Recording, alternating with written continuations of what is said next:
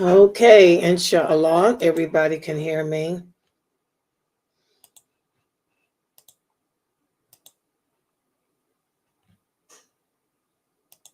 and see me, inshallah.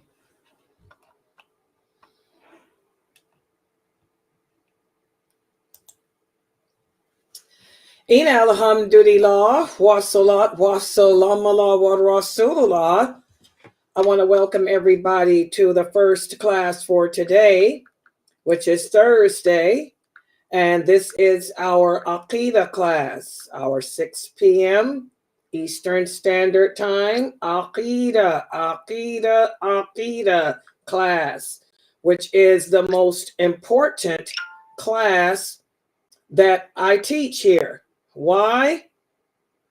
Because this is the knowledge that if you are not implementing in your personal lives, this is the knowledge of Islam that every Muslim is supposed to know. And if you are not implementing what I am teaching in this class in your lives, then all your good deeds are in vain. And that's something very important. It's something very scary. You don't want to be the bankrupt person. And I had a student asked me today, Sister Layla, what's the bankrupt man? The bankrupt man or the bankrupt woman. The bankrupt man or woman is the person who will stand before Allah on the day of judgment, as we all will. Okay, when our book of deeds are brought forward and weighed on the scale, the bankrupt woman or the bankrupt man is the person that lived their life in this world doing a lot of good deeds. But none of those deeds matter because that person's belief system was not correct. Or that person will have to take all their good deeds and give them away to the people that they hurt in this world. So that's a scary hadith, the bankrupt person. All my prayers, all my fasting, my dawah, the people I've helped, the charity I've given, the good deeds I've done when I fed the plants and fed the birds and the ducks and the bees. None of that's going to be of any help for me. I'll be dragged by my face and thrown into the hellfire. And why does Allah drag us by our face? This is another question that one of the new sisters asked me. She said, Sister Layla, why is it that some of the hadith mention how Allah will have that person dragged by their face and thrown into hell? If Allah is going to have you dragged by your face, that's the sign of his disgust. That's the ultimate humiliation, to be dragged by the angels to grab you and drag you with your face bumping on the ground to throw you in that hellfire. That's the ultimate humiliation. That means that you've totally disgusted Allah. Allah won't look at you. Allah won't speak to you. He'll just have the angels drag you by your face into the hellfire. That's a horrific punishment. So we need to think about these hadiths more, because the more we think about those hadiths, it's supposed to increase your fear of Allah. Because remember, if you don't have fear of Allah, that lack of fear is what causes us to deliberately, intentionally disobey him. People that don't wear hijab, those women out there who refuse to wear hijab, they already know it's an obligation. They know it, but they don't care. These women have no fear of Allah. Those brothers out there who refuse to grow the beard, and also you brothers who keep shaving and trimming your beard. It's a lot of you. You know it's haram to shave and trim your beard, but you do it anyway. Why? Because you have no fear of Allah. So, you know, whenever we lack fear of Allah, this is what causes us to disobey him deliberately, intentionally. And these are the people that will be dragged by their faces into the hellfire, because Allah hates that. He hates for you to outright defy him, to publicly outright defy him. Okay? So we need to ponder those hadiths more. They'll help to, inshallah, increase our faith and also bring us closer to Allah. Okay, for this class, I hope everybody has the book. I did post up last night on YouTube and Facebook, pages 18 through 21 of Diluting Wala Wal Bara, Volume 2. We are in the second volume of this series of allegiance and disassociation. And again, the first part of this book focuses on recapping or reviewing what we went over in the first book. Okay? And yesterday we spoke about, you know, we recapped the meaning of allegiance and disassociation and what they entail. On pages 19 of the book, and everyone should take their book out right now because we're going to get started. And I want you to turn to page 19. Okay? And I want to remind everyone, as I put the PowerPoints,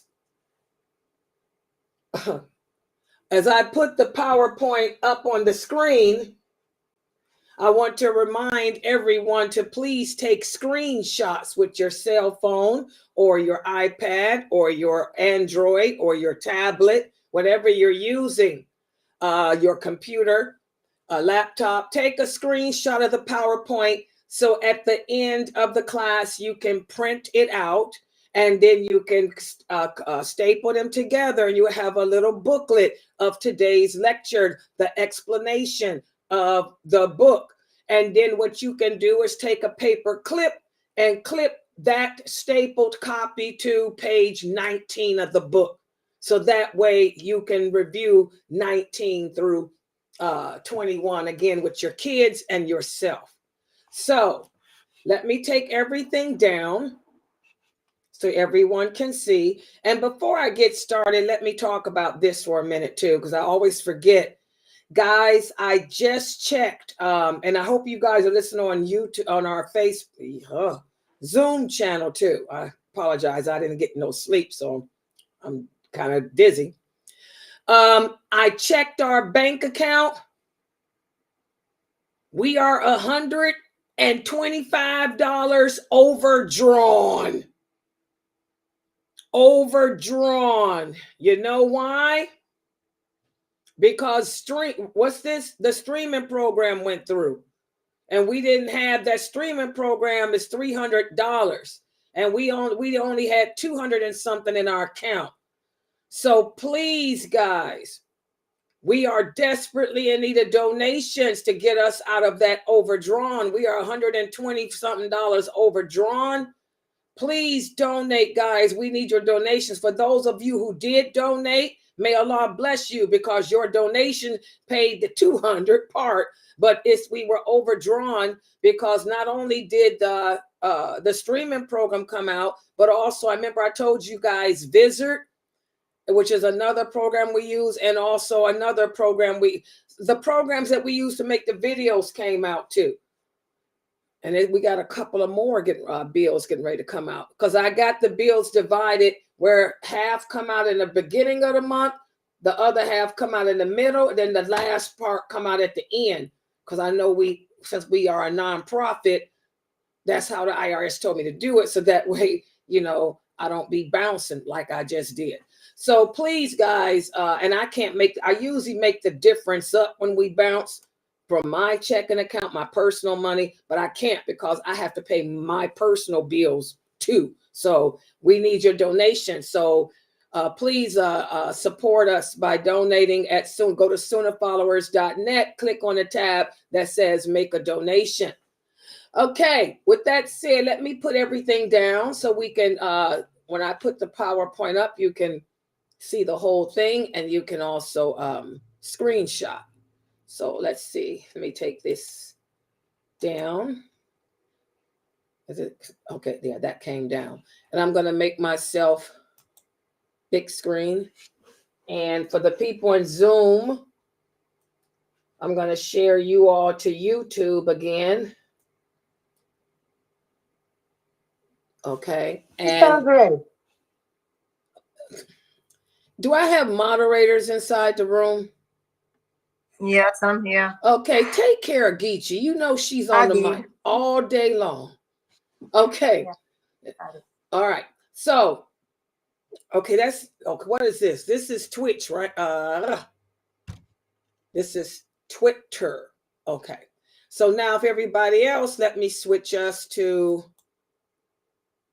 wait a minute. Let me put my snow on. I usually have the snow or something in the background. So when I do this, it won't be a black screen. There it is. Okay, give me a second. And I'm going to switch now to the PowerPoint.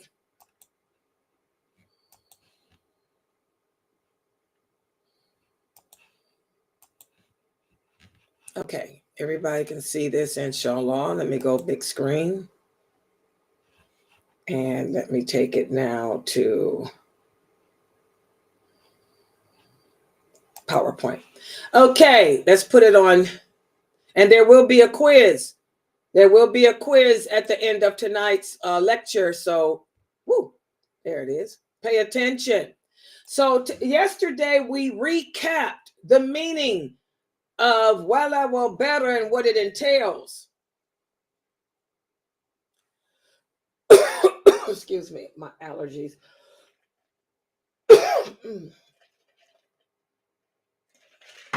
Today, what we're going to do is recap the psychology of Bara.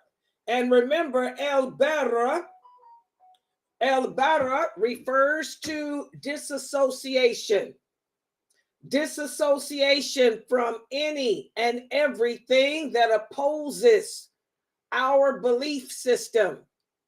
Any and everything that opposes what Allah says, that opposes what the Prophet said. Anything that opposes our lifestyle, our morality. And so we're going to recap what we discussed in the first book. And by the way, this is a picture of the second book. For those of you who have not bought it, you need to go to Amazon.com and get volume. This is volume 2 of Diluting Wala wa Bara. It's the red one, and it's 1999 by Sheikh Kareem Abu Zaid. Okay, so we're going to be discussing pages really 19 through 21. Okay, so let's take a look at this recap. We investigated the concept of disassociation. And we talked about how Bara refers to disassociating or renouncing anything that opposes the Islamic values of us.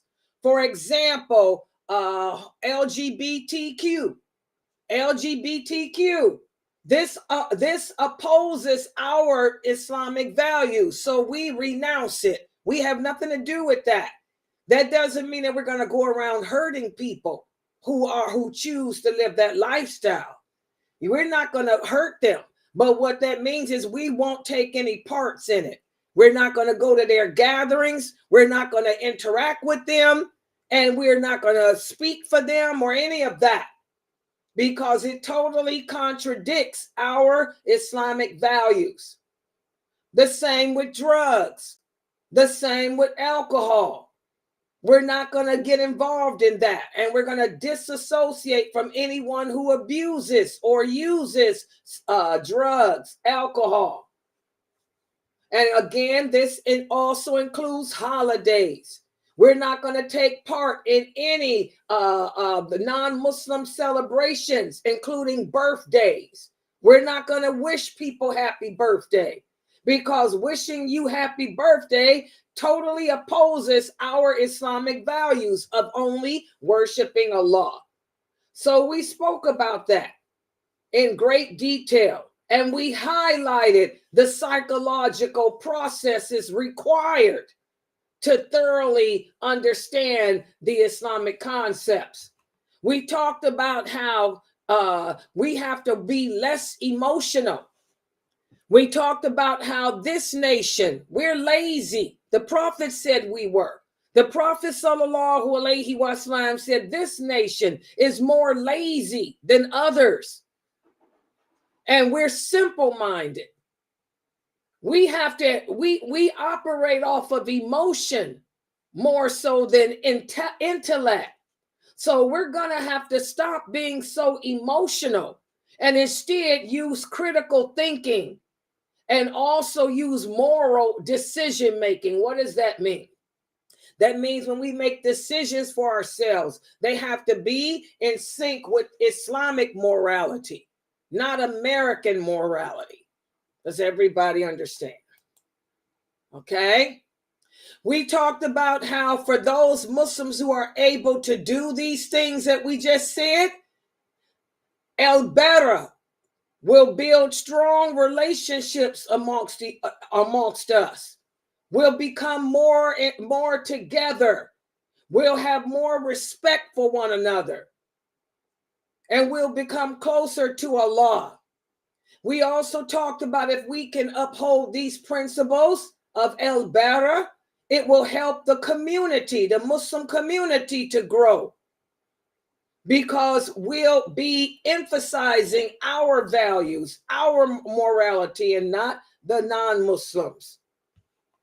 And we talked about how, unfortunately, many Muslims fall guilty of implementing disassociation in their lives. And we talked about some of the reasons why. And number one is because they're ignorant.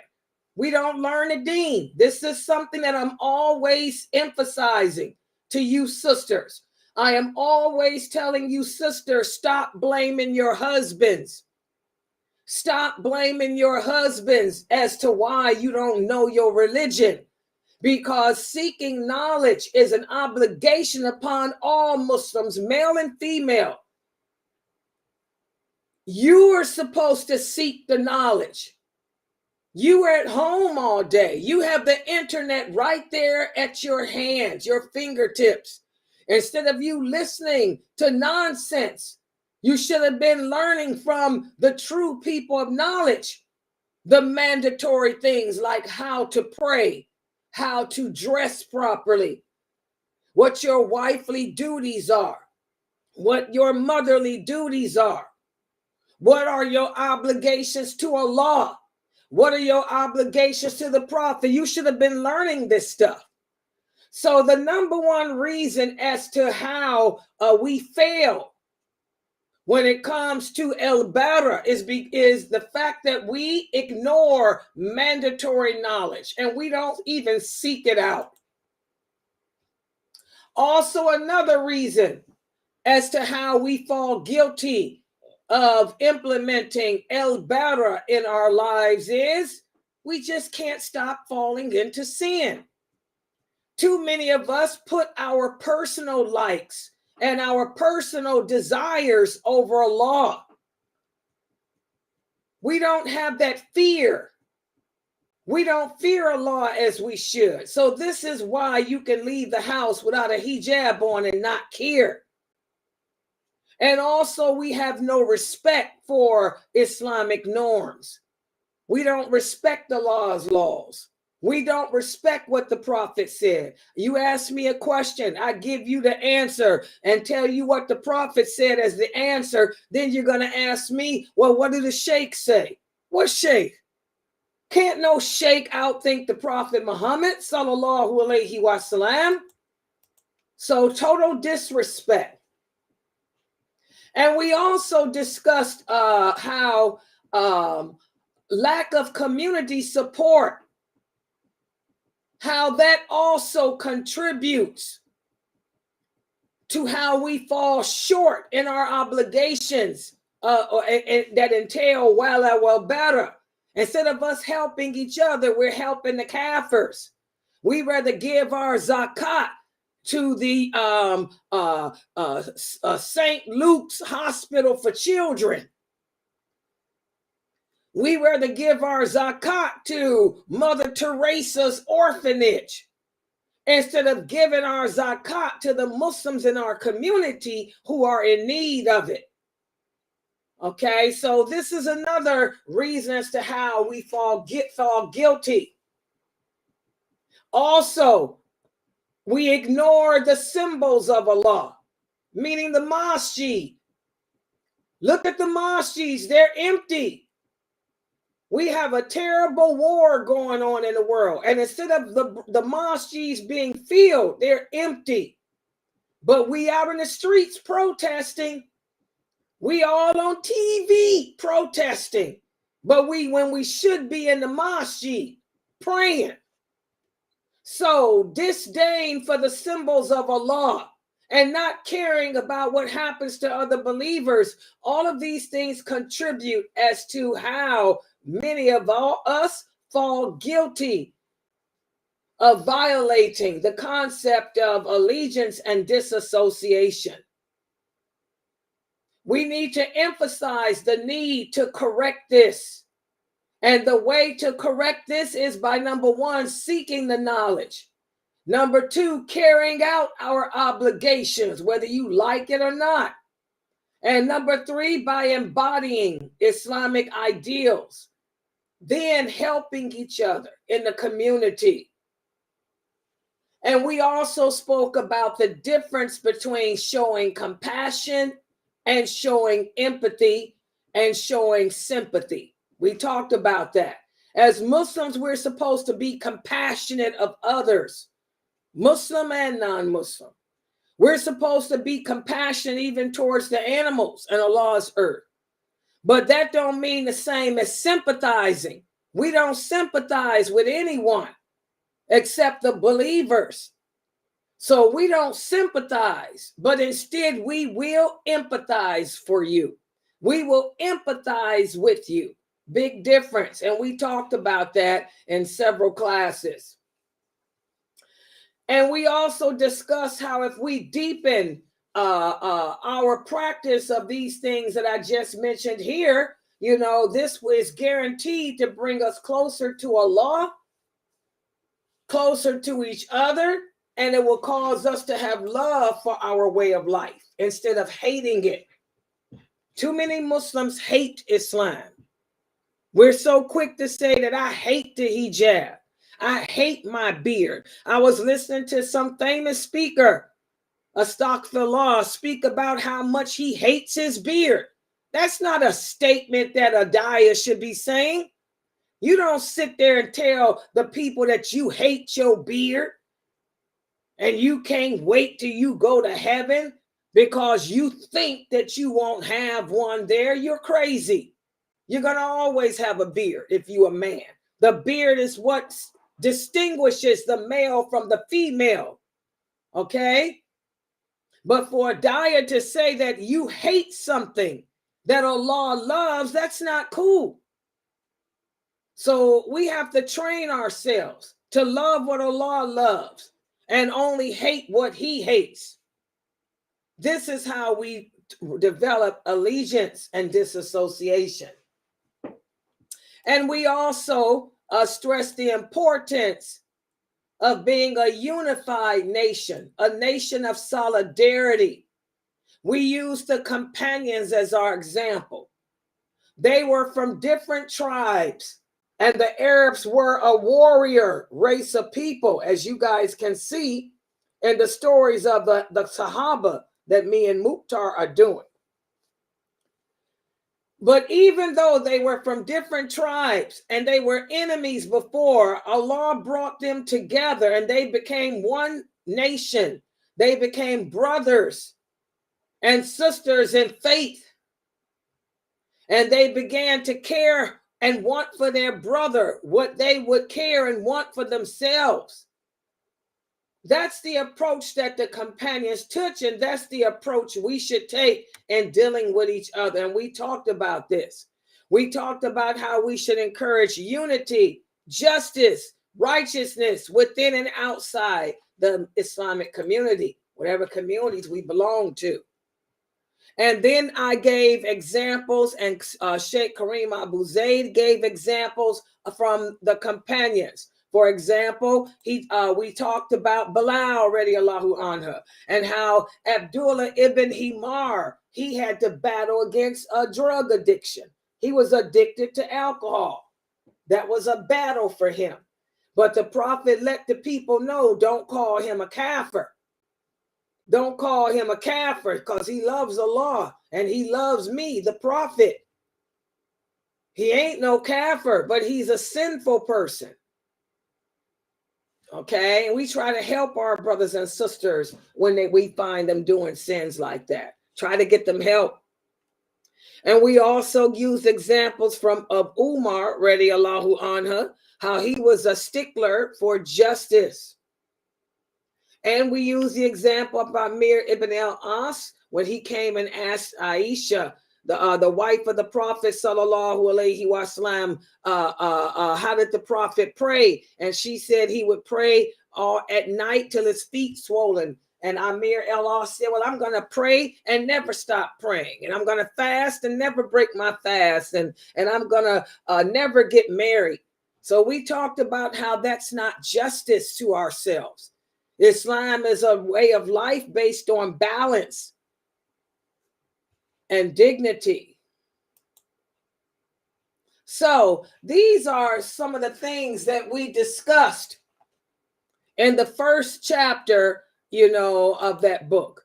And we concluded our discussions by emphasizing the importance of taking all this knowledge that you're learning here and applying it, acting on it.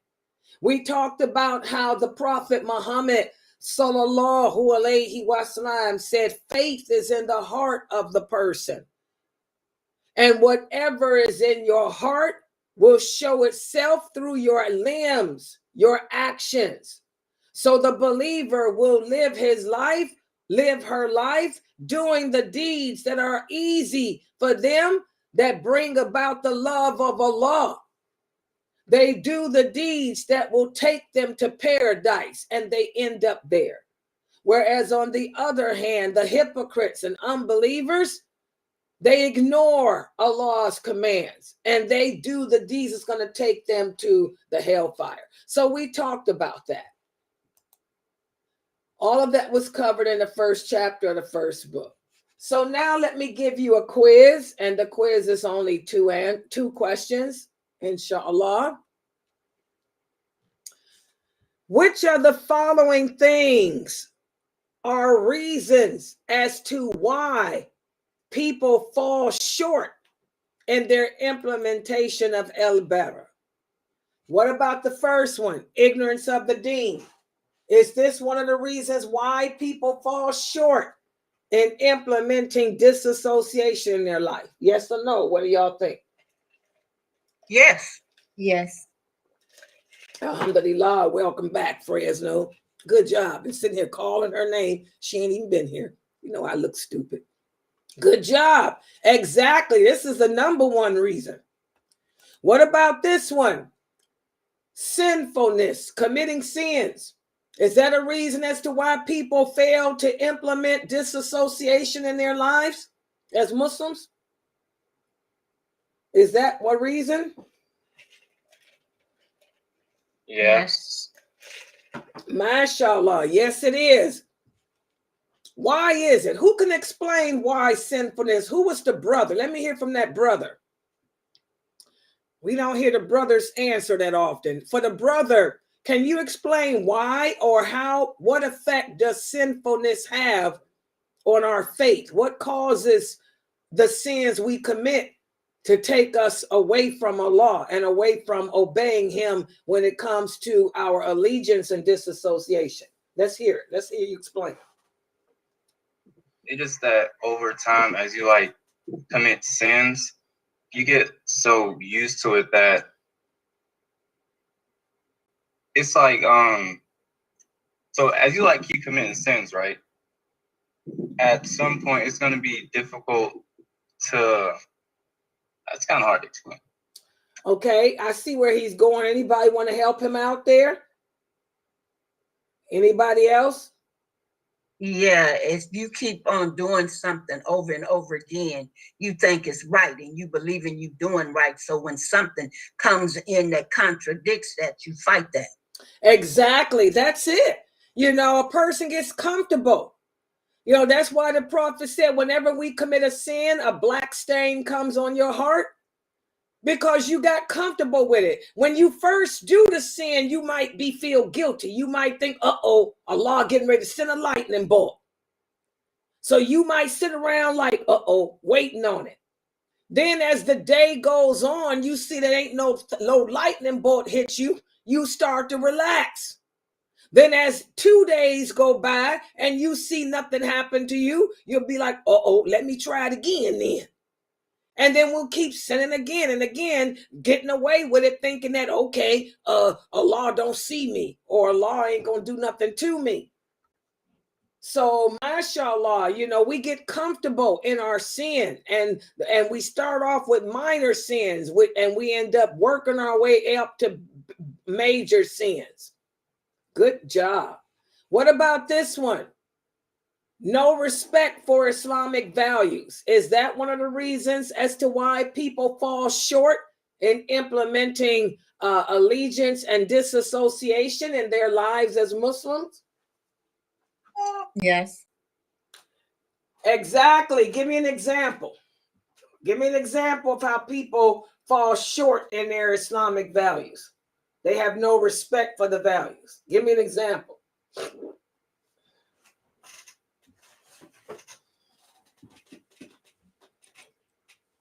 Who can give us an example of how a person will show no respect for Islamic values? You guys can't think of anything? One is the way we dress is our Islamic values. MashaAllah, look at how you sisters are dressing.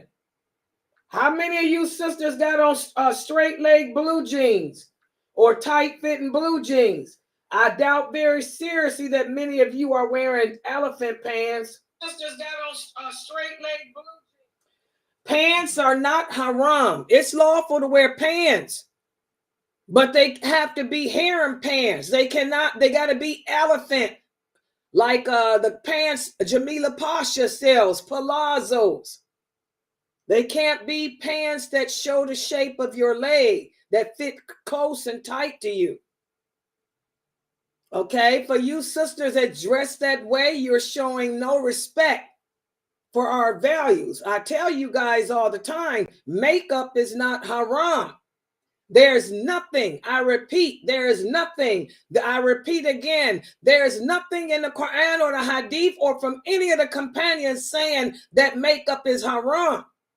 In fact, they all said it's lawful, except for Ibn Masud, Aisha, Ibn Umar, Ibn Abbas, Sa'id al-Khudri, Az-Zubair, Talha, Umar, Abu Bakr. Did none of them say that makeup is haram? They all said that a woman can show her makeup. But so y'all focus on the wrong stuff. Y'all focus on makeup when you need to be focusing on your clothing. Ain't nothing wrong with wearing makeup as long as you ain't looking like a prostitute. If you put on makeup and look like a prostitute, that's a different scenario. But if you wear makeup with dignity and class like the prophets' wives did, because they all wore makeup too, ain't nothing wrong with that. But look at those pants you sisters are wearing. Y'all wearing straight leg pants.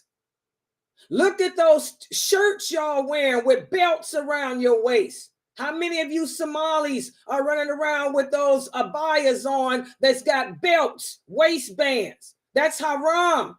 We don't wear waistbands and belts. No, you ain't on nobody's battlefield. Who you think you are? Nicki Minaj wannabe? Okay. So again, that's an example of no respect for the value of modesty. As Muslim women, you know, we're supposed to be modest. And the same goes for you brothers. How many of you brothers wear those tight-fitting blue jeans and you tuck your shirt in your pants? Hello?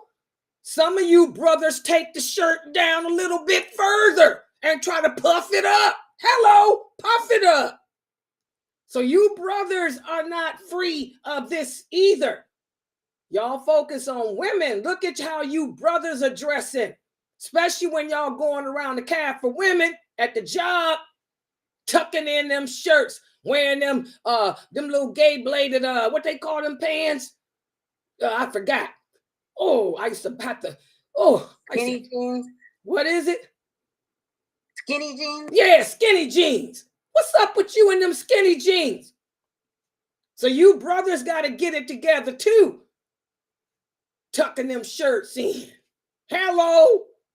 So no respect for Islamic values. This is a good reason as to why we fall short in implementing Bara and Wala in our lives. What about this one?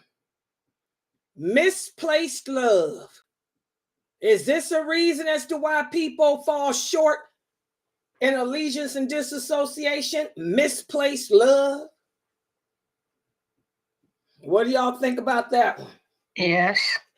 Give me an example of misplaced love. Misplaced love is having your spouse, you doing everything for them, and they tell you to, like, you have so much love for them and don't have any love for Allah, that they can overrule something that Allah says. Good job. That's a lot of that going on here. My sister's in what's that country again? South Africa. That's South Africa they are, right? Yeah. Cape Cod. What is it called? Cape Cod. Cape Town.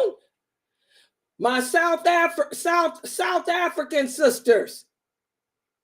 You know, misplaced love. You're going to sit there and obey your husband and doing haram things that you know you ain't supposed to be doing. Most things are lawful. Allah detailed what's unlawful. He didn't forget nothing and leave nothing out when it comes to sexual relations. Y'all asked the wrong questions. Nowhere does Allah forbid masturbation. Masturbation is good and clean. It's good and clean. It's good and clean because Allah didn't make it haram. Neither did the Prophet. And yes, the companions spoke about it. They all said the same thing too. Ain't nothing wrong with it. But what y'all need to understand, what is haram, is that backdoor action. That anal stuff that you sisters claim your husband's forcing you to do. He ain't forcing you. You're doing it because you want to. See, we put the attention on things that are not of value because we're trying to cover up the things that are of value that we are doing. So you sisters down there in Cape Cod, wherever it's called, Cape Town, Cape, South Africa, y'all better stop blaming your husbands for your misplaced love. Allah first, then the Prophet, sallallahu alaihi wasallam, and then yourself. Your husband's further down. Okay? Anytime anyone, your mother, your father, your husband, your wife, your imam, anybody tells you to do something that contradicts what Allah says, you don't obey them in that. No obedience to the creation over the creator. And that hadith about a raisin head ain't got nothing to do with this, sisters.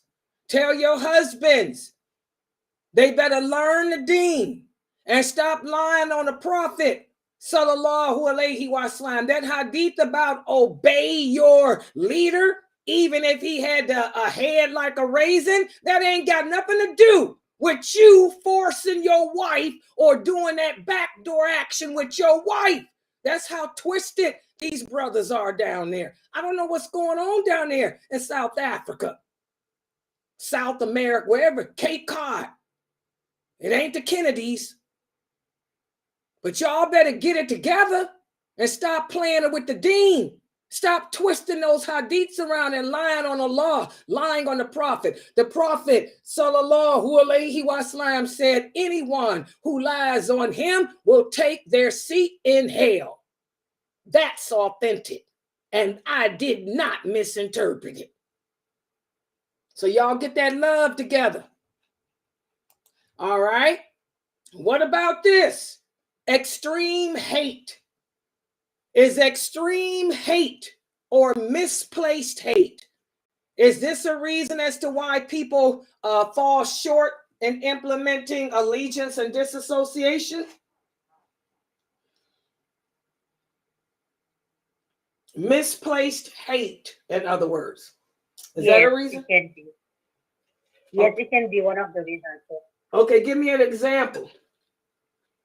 For example, you can hate somebody so much that you transgress the limits of Allah by doing wrong, is committing sins. And the more you commit sins, the more it becomes natural to you, to the point that you say. Good job. Exactly, guys. Well, sometimes we can hate somebody so much that we transgress the limits of Allah, like a lot of these brothers are doing. You hate what's going on over there in Palestine so much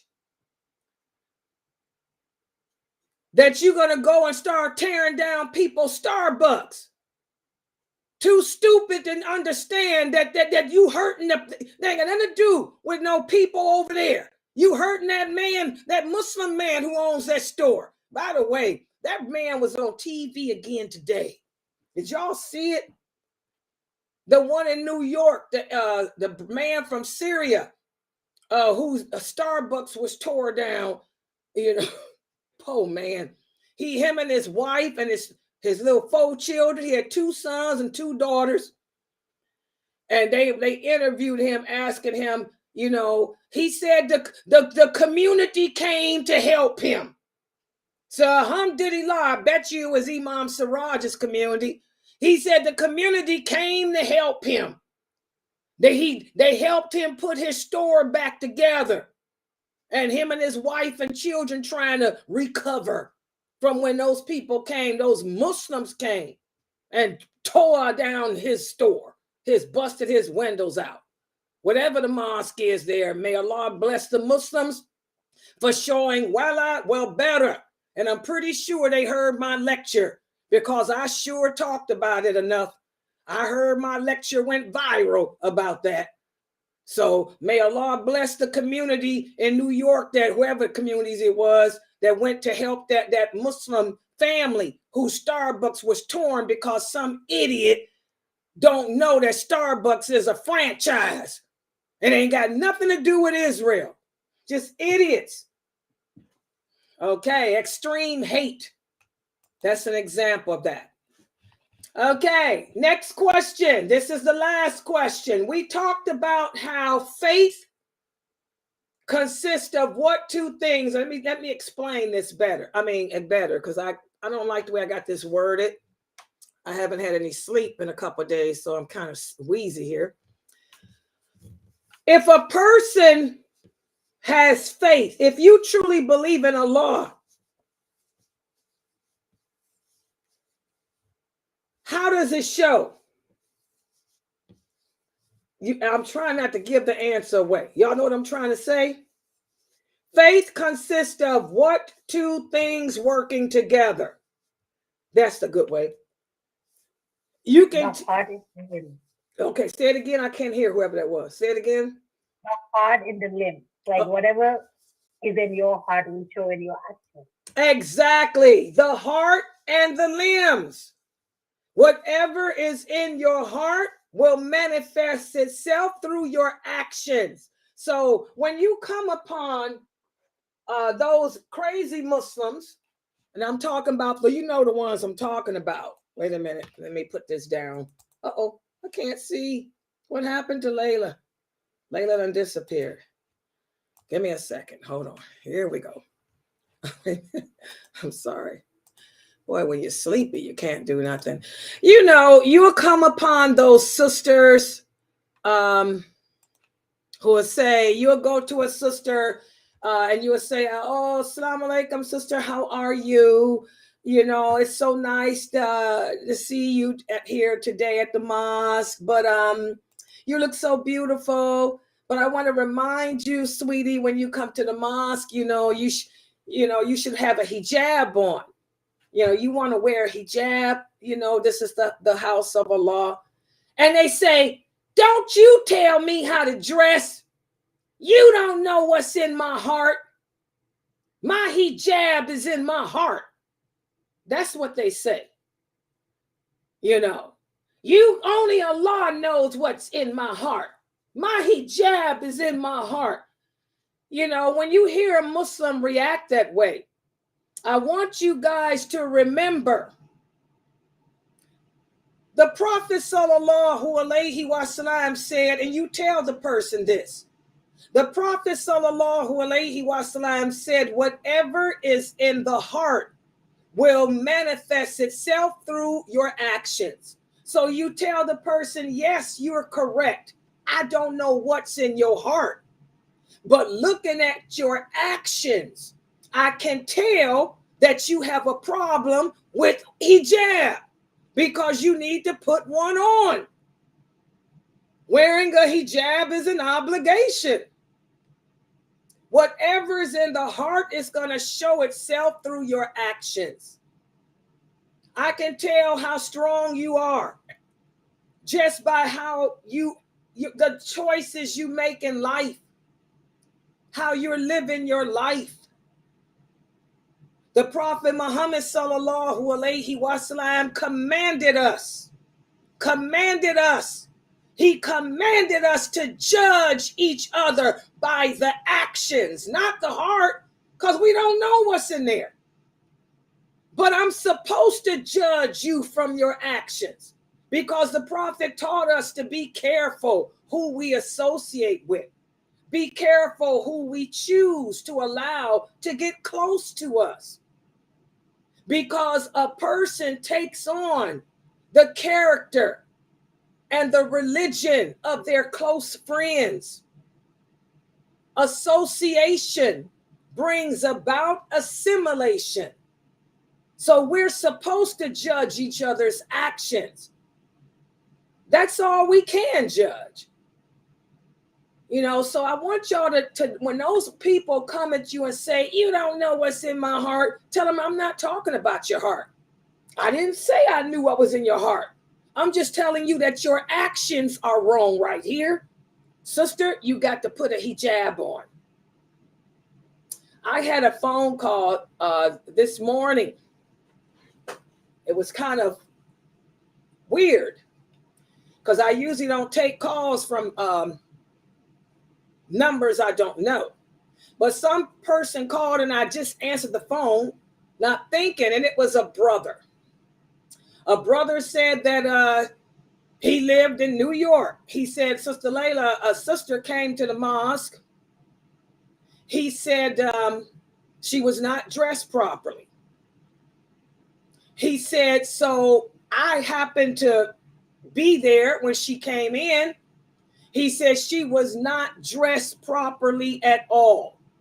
He said, I said, cold as it is? He said, cold as it is. He said, so I told her she had to leave. She told me, you can't throw me out of the house of Allah. He said, as soon as she said that, another brother came and said, either you leave or I will pick you up and physically throw you out. So, so she left. So the brother said, so I just wanted to know, can we throw him out? Yes. The Prophet Muhammad wouldn't have put up with that. Do you know how many people the Prophet threw out the mosque? Do you think the Prophet sallallahu alaihi wasallam would allow some woman to come into the mosque looking like a strumpet? Do you think that? Do you know the Prophet would have people put out the mosque if they came to the mosque smelling like onions? If they came to the mosque smelling like garlic? If they came to the mosque with their hair all over their hair, he would tell them, go home, clean yourself up. And don't even ask me about Umar. Umar stopped the women from coming completely to the mosque. So yes, this is, I don't know where, this is another example as to how we try to mix Christianity with Islam.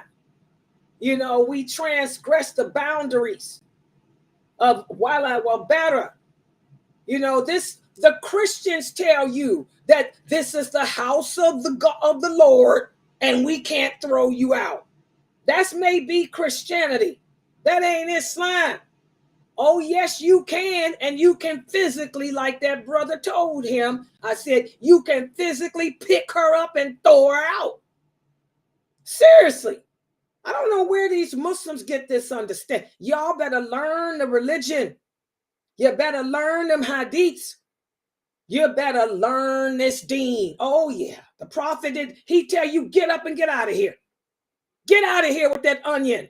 Get out of here with that garlic. Who is this man with his hair over his head, knotted up looking like a shaitan, with his beard? He would go home, go clean yourself up. So that's a misconception that you Western Muslims have, that can't nobody throw you out the mosque. Oh, yes, they can. Come to my mosque looking like a strumpet and see what's going to happen. You ain't got to worry about the brother stopping you. We will stop you at the door. We sisters. Oh, yeah. We'll tell you nicely. Give us a problem. We'll pick you up too. Toss them to the curb. Keep it moving. Yes. Seriously. Okay, so I'm going to stop right here. Subhanakallahumma wa bihamdika ashhadu an la ilaha illa anta astaghfiruka wa atubu ilaik. Are there any questions or comments? Any questions or comments? And again, what I like about this book, the first part, as you can see, Sheikh Kareem Abu Zaid is giving recaps of what we talked about in the previous book, because we have to reinforce that so we can get into the nitty-gritty of how to maintain strong faith when you're living in an environment that is void of faith. How to maintain your Muslim identity when you are surrounded by people who contradict it, such as where we live here in America and where you guys live in the UK and South Africa and the other parts, the Western world. All right, any questions?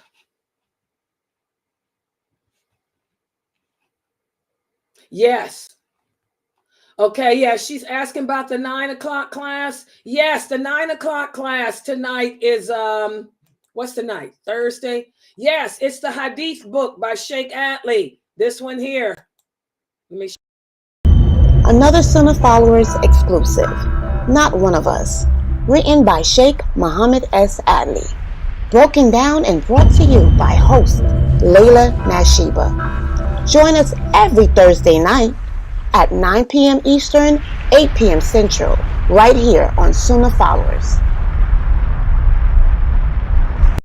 Yeah, that's the book. And by the way, don't forget this weekend. Let me put that book up too. This weekend, wait a minute, let me move this down so y'all can see. This weekend, Saturday and Sunday, we'll begin the book entitled The Articles of Belief. And this book is written by Sheikh Muhammad Saeed Atlee. For those of you who have not yet bought the book, go to www.adleeonline.com and order it. This book will go hand in hand with what I'm teaching in this class, because in this class, I'm teaching the second part of the Shahada. which consists of allegiance and disassociation. This class, the Articles of Belief, will revisit the first part of the Shahada, which is La ilaha illallah, what it means to believe in Allah and worship Him alone. So we need to revisit this. We're going to go into detail about what it means to believe in the angels. We're going to talk about the angels. We're going to revisit what it means to believe in Allah. We're going to talk about Allah and His names and stuff.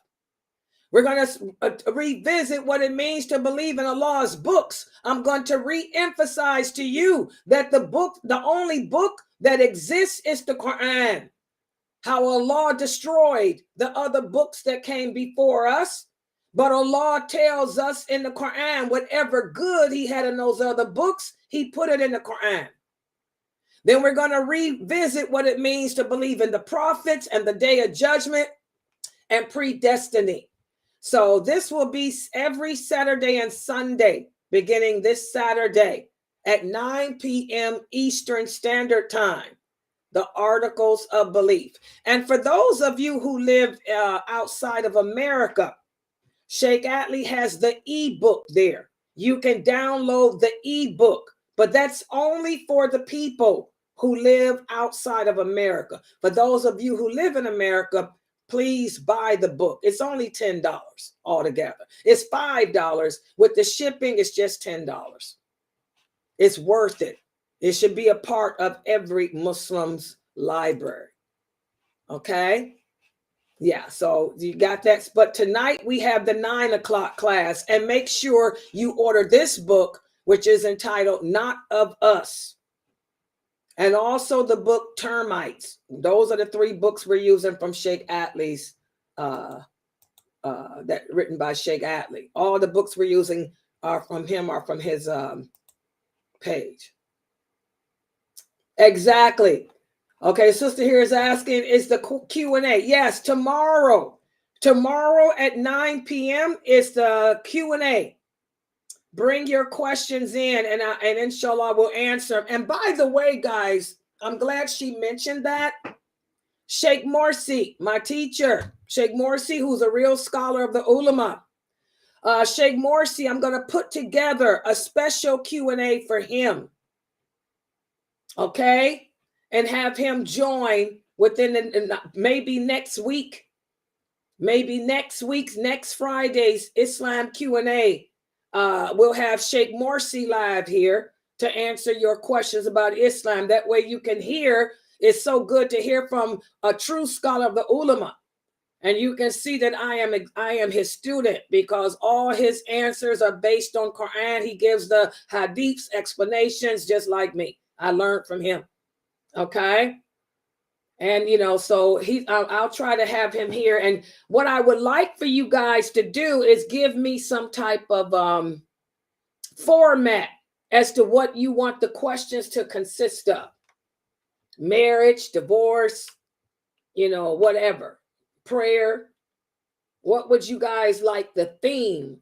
He'll answer any question, but what would you like the theme to be? Please join the Zoom room and share with me that, inshallah. But yes, tomorrow is the Q&A, my Q&A, and I'll be here to answer your questions, inshallah. Okay, any other questions? Please support this dawah effort, guys. I was telling the people earlier that I did check our account. We are $124 overdrawn, because they took the stream program out. So please, guys, we are $124 overdrawn in our website account. And remember, we are a nonprofit organization. All your donations go to support this dawah effort. There's our 501c3 nonprofit organization number. And you can donate using Zelle by sending it to Layla at Sunnahfollowers, or go to PayPal me, Sunnahfollowers, or simply scale the code right there. Scan the QR code with your phone, inshallah. but we need donations because usually I try to make the difference up. But girlfriend got to get her hair done. I got my hair done today, so I ain't got no money. When I checked and saw that we are $124 overdrawn, usually I put my personal money in. I said, I ain't got no money. My amenities is $500. I spend $500 a month on my facial and my hair. I went and got my hair done today. And my granddaughter helped pay for my hair today. So I ain't got no money. Yeah, you could tell I got my hair done. Yeah, it's wrapped tight. Yeah, she wrapped it really nice. Yeah. So that lasts for 2 weeks, and I got to go back in 2 weeks. I get my hair done every 2 weeks, guys. So I don't have no money to help this time. So anyway, inshallah, you guys can donate and, you know, put it together, inshallah. All right. Any other questions or comments? Okay. All right. Y'all good on Zoom too? Okay. I'm going to log out for right now, and I'll be back at 9, inshallah. I'll be back at 9 p.m. Eastern Standard Time for the Hadith class from the book Not of Us. So, subhanakallahumma wa bihamdika ashhadu an la ilaha illa anta astaghfiruka wa atubu ilayk. And by the way, any other questions? I'm in the Zoom room. Y'all can join us on the Zoom room, inshallah. Thank you for America. Call to assist you with the authorization code you requested. What? Since we are able to reach you, you will have to request a new authorization code. Y'all see that Zoom? Send some money. I'm sorry. This is how crazy those old women are in that Zoom room. Y'all see that? All her personal business. We still streaming. What code you need? Confirmation. What you trying to do? Order some Geritol? I didn't know I had to speak on here. Oh. You kept talking, so the bank wouldn't answer me. Oh, that's Anissa. How you doing? I'm doing pretty good. I put they put the wound back on my foot yesterday. Oh, and my niece will change it on Saturday. So and hopefully they'll help to heal it a lot faster. Oh. So, yeah. So it's better. Your pain is better? Pain is pretty good. It's gonna hurt like, when she takes all this crap off. She has to like tape everything down to make sure there's no air going in. And then she wraps it with the brown wrap with the hose coming out. And I got this little thing that I'm carrying around like a little suitcase, a little 5-pound thing. I just leave it on the floor. As long as I get to my, potty, I don't worry about trying to go nowhere. Are you still giving, are the physical therapists still coming out to your house? A nurse coming tomorrow, the physical therapist is supposed to come too. Yeah. So I talked to my primary care doctor today. I didn't talk to her. We had a virtual. And I told her the stuff I went through. Boy, was she shocked. Oh, wow. And so she gave me my medication for my Lyrica and for the muscle relaxer. Very low dose. Oh, wow. Very low dose. So she says, I got you covered for the summer. And if you have any problems whatsoever with anybody, you call and let me know. Alhamdulillah. So now I got her behind me. I told her this Adventist health people told me they were going to call her and tell her to follow them. She said she got one notice from them. So I'm the one that has to make sure that she's kept abreast as to what they're doing. Mm-hmm. Because I guess insurance is going to pay. But your foot, they bottom line though, they saved the foot, right? Well, we don't really know. We're trying to. Well, if they doing it, that's what I'm saying, Lisa. They did a good job. He's trying his best to save the foot. I told him yesterday, I said, Doc, I thought she was going to take the toe next to the big toe also. He says, well, if we can help it, if I thought the toe was not going to make it, I would have taken it. But I think it's going to make it, so I left it. Good. Alhamdulillah. Yeah. But you are getting around in your little wheelchair and stuff. No. Oh. I'm standing by being waited on. I'm spoiled now. Yeah. Well, at least you got some people there helping you. Alhamdulillah. Yeah, I told the doctor about the bumps on my butt that were there. And she says, you have to turn. I says, no, they left me in my diapers too long. Wait a minute. Hold on. I forgot. We still streaming. Are we still streaming? Yeah, you still are. Oh my God. Her and her diapers. Oh, hold on. Oh, wait a minute. How do you cut it off? Wait a minute, y'all. We streaming. Wait a minute. Wait a minute. Hold on. Okay, let me know if I go. Be back at 9, guys. Let me go in this. We got to go in this Zoom room and take care of Vanessa. Help roll her around.